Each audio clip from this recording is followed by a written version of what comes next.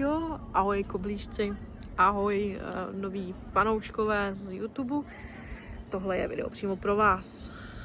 Jo, většinu času mě uvidíte v tomhle oblečení a to z toho důvodu, protože jsem strašný workoholik a strašně ráda pracuju.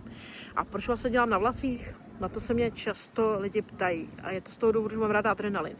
A jak víte, tak se na železnici dějou hrozný věci a jich spousty a nikdy nevíte, kdy skončíte. Zrovna včera byl strašný mordo v Kolíně a dneska se to očekává znova. Včera kolegyně si připadala, jako když pluje na oceánu s lodí, ale byla ve vlaku. Jo, až takový to bylo zlý. Až jí bylo prý na zvracení. Takže vůbec to není brnkačka a doufám, že se vám tyhle příběhové videa budou líbit. Já vyrážím teda z České Lípy, mám v plánu teda do Kolína, z Kolína potom zpátky do Svoru, ze Svoru Česká Lípa a to bude dnešní odpolední směna rovnou za mnou. Teď už mám za sebou Mimoň a to zdárně, rychle, bez problémů a budu doufat, že to všechno zvládnu dojet, protože to, co se teď řítí na sever Čech a do středu Čech, takže je to docela drsný. No, vzhůru do práce.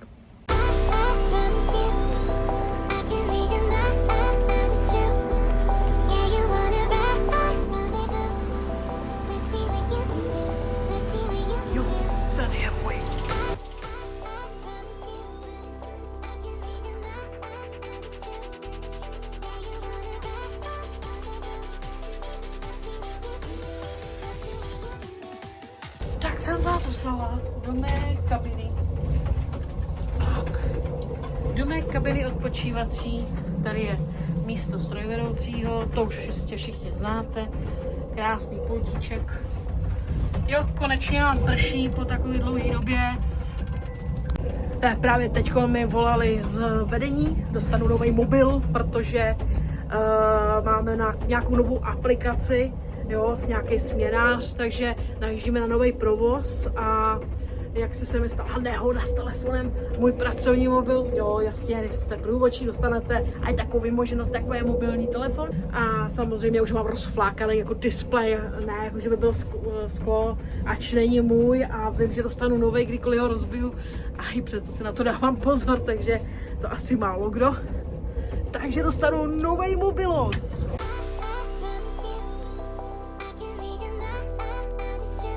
Takovýhle krásný výhledy, to je takový benefit tady v té práci.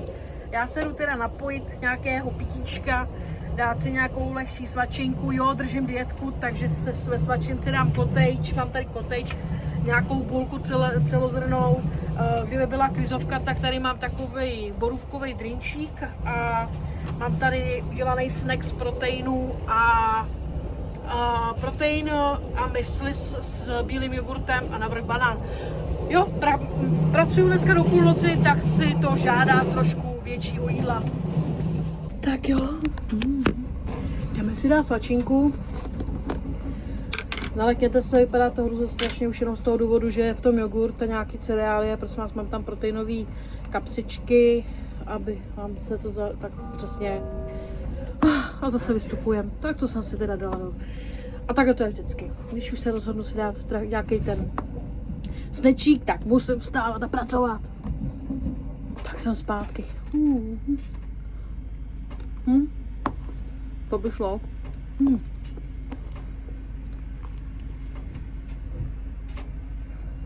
Samý mysli, cereálie, rozinky.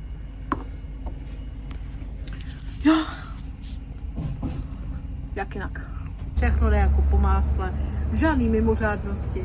Bohužel. Dneska vás tímhle s tím vlogem moc nepotěším, ale i přesto aspoň víte, jak fungují celý den.